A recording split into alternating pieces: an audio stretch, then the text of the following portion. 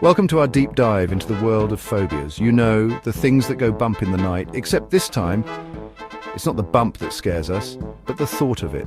Fear. It's a primal instinct, a survival mechanism wired into us since the dawn of humanity. But some fears, well, they go beyond that fight or flight response. They become phobias, these often irrational, intense anxieties that can really impact our lives. Today we'll explore some of the most common fears and their fascinating Greek and Latin roots, because just like the universe, understanding the origins of something can often demystify it. We'll unpack the etymology of these phobias, revealing the hidden stories behind their names. Get ready to journey into the depths of the human psyche, because as we explore the language of fear, we might just discover a new understanding of ourselves. Let's start with acrophobia, the fear of heights. Now, a healthy dose of caution when you're scaling a mountain, that's just common sense. But for someone with acrophobia, it goes beyond that. We're talking dizziness, sweating, even panic attacks at the mere thought of being up high. The word itself comes from the Greek word akron, meaning peak or summit. And it's no coincidence that the highest point of the skull is also called the acromion. So, there's this inherent connection between the word and the idea of being at the top, at the edge, where things can feel very precarious indeed. Next up is agoraphobia, the fear of open or public spaces. Now you might think open spaces. What's scary about that? But for someone with agoraphobia, these places can feel vast, inescapable, even threatening. Imagine feeling trapped in a wide open square with no way to escape the crowds. The root word here is agora, which was the central marketplace in ancient Greece, a bustling hub of activity. It's fascinating how the meaning has shifted, right? From a place of social interaction to one that can trigger intense anxiety. Now let's dive into aquaphobia, the fear of water. This phobia is particularly interesting because water is essential for life, yet for some, it represents a profound source of fear.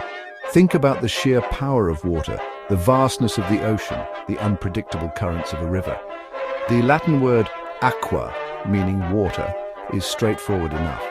But the fear itself can manifest in many ways, from a fear of drowning to a fear of even getting wet. Chapter 4. Arachnophobia, the fear of spiders. I'll admit, even I, a lover of all things cosmic, can appreciate why someone might be a tad uneasy around our eight-legged friends. The word traces back to the Greek myth of Arachne, a weaver who was so skilled she dared to challenge the goddess Athena. Let's just say things didn't end well for Arachne, who was ultimately transformed into a spider. This phobia is one of the most common worldwide, and it speaks to our deep-seated anxieties about creatures we perceive as creepy crawlies. Chapter 5. Astrophobia, the fear of thunder and lightning. This one's a bit more understandable, wouldn't you say? I mean, the raw power of a thunderstorm, the deafening roar of thunder, the blinding flash of lightning. It's a spectacle of nature that can be both awe-inspiring and terrifying.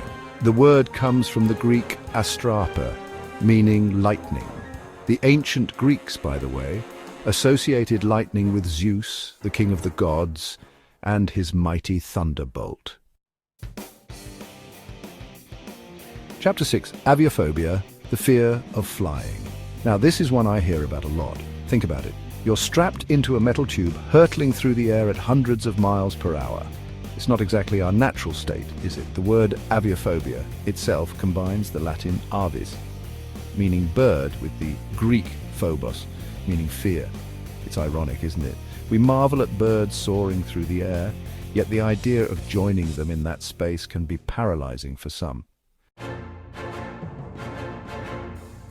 Chapter 7. Claustrophobia, walls closing in. Claustrophobia, the fear of enclosed or confined spaces, elevators, crowded rooms, even MRI machines. These can all trigger intense anxiety for someone with this phobia.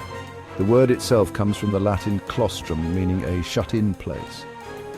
Imagine being trapped in a small, dark space with no way out. It's a primal fear, really, one that speaks to our need for space, for freedom of movement.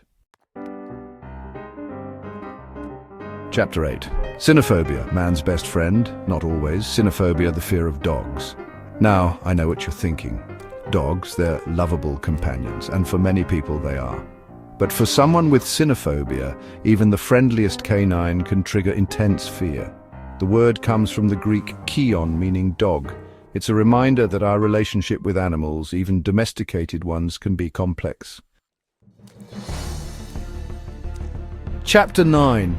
Hemophobia, the sight of scarlet. Hemophobia, the fear of blood. This one's pretty primal too. Blood is essential for life, yet the sight of it can trigger fainting, nausea, and intense anxiety in some people. The Greek word haima, meaning blood, is at the root of this phobia. And it's not just the sight of blood that can be a trigger. For some, even the thought of needles or medical procedures can evoke a powerful fear response. Chapter 10. Hydrophobia, beyond the water's edge. Finally, we have hydrophobia. Now, this one's a bit more specific than aquaphobia. While aquaphobia is a general fear of water, hydrophobia is often associated with a fear of water contaminated with diseases, like rabies. The word itself comes from the Greek hydor, meaning water, and phobos, meaning fear. It's a reminder that our fears are often rooted in very real dangers, even if those dangers aren't always present. Thanks for joining us on this journey through the etymology of common phobias. We've explored the origins of these fears, from the heights of acrophobia to the depths of hydrophobia. Remember, understanding the roots of our fears can help us overcome them. By shedding light on the language and history behind these phobias, we can start to demystify them and take back control. Don't forget to like, share, and subscribe for more insightful content.